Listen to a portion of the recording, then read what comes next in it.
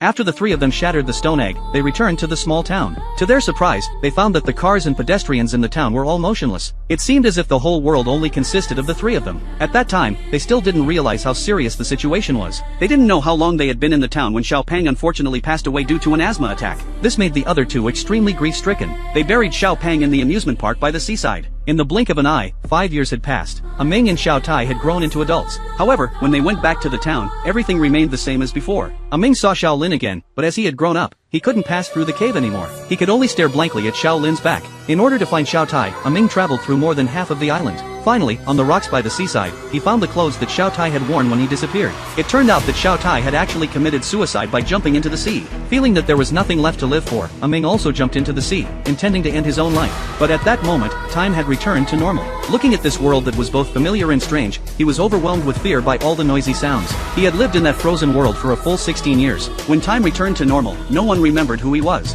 Xiao Lin, in order to help him regain his identity, went back to the secret base to pack things up, and then they planned to leave the island together to start a new life. On the other hand, Xiao Lin's stepfather discovered their secret base. The video footage led the police to conclude that Ming was a pervert who specialized in abducting children, and they immediately increased the intensity of the search. Ming and Xiao Lin had planned to leave by boat, but they didn't have the necessary documents to buy boat tickets. Xiao Lin discovered that strange cave again. In order to clear Ming's name, he jumped into the pond and retrieved another strange egg. But as he came out of the cave, he accidentally let the strange egg roll away, and it was picked up by Ming who had just arrived. Although Xiao Lin insisted on smashing the strange egg, Ming had already decided to admit that he was the abductor. Then the police arrived. Facing the police's encirclement, Xiao Lin shielded Ming behind him. The two of them pleaded desperately, hoping that the police would believe them. During the scuffle, Ming accidentally bumped into Xiao Lin, and he fell off the cliff. But when he woke up, he found himself lying on the beach. Xiao Lin immediately understood that Ming had saved him. Ming had entered the world where time stood still again, and this time, there was no one accompanying him. When Xiao Lin, who had transferred to a new school, was on the boat, he saw someone whose back looked very much like Ming's. He went up to greet him, and when the person turned around,